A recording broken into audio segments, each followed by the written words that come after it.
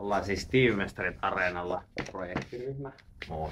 Morjesta. Valtteri. Tässä on Maija, projektipäällikkö, ja sitten on Anna-Mari on siellä kameran takana.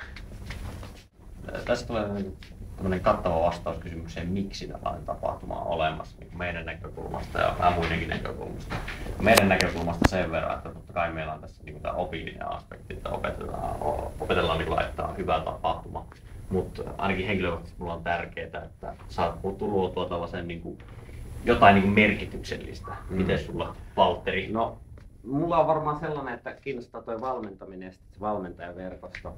Ja sitten oppia tutustua niihin tyyppeihin ja sitten katsoa vähän, että minkälaista oikeastaan on luoda tämmöinen kohtaaminen.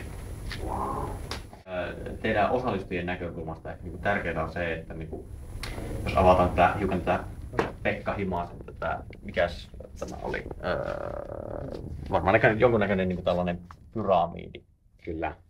Niin tämähän tähtää nimenomaan näihin aspekteihin tämä meidän tapahtuma, että saadaan ylläpidettyä tällaista rikastavaa yhteisöä ja luottamusta, koska jos ajattelee, että kun monet on tuossa valmennuskentällä tekemässä tosi rankkaa muutostyötä, ja jos sulla ei ole sellaisia vahvistavia elementtejä, ei ole sitä voimakasta yhteisöä siinä takana, joka taputtelee toisia selkään, niin hyvin äkkiä se kyllä lipsahtaa tonne, koska niitä keppihyypiöitä riittää niiden märkien sienien kanssa tökkimässä sitä sun liekkiä sammuksiin. Niin, siksi on äärimmäisen tärkeää, että näitä on kuitenkin puolen vuoden välein. Niin, ja ideana on se, että kun me ollaan sama verkosto, me ollaan kaikki samanmielisiä, niin sitten on helppo kohota tässä pyramidissa ylöspäin. Eli kun sulla on luottamus siihen rikastavaan yhteisöön, niin sitten luovuuskin kohoaa kuin raketin lailla.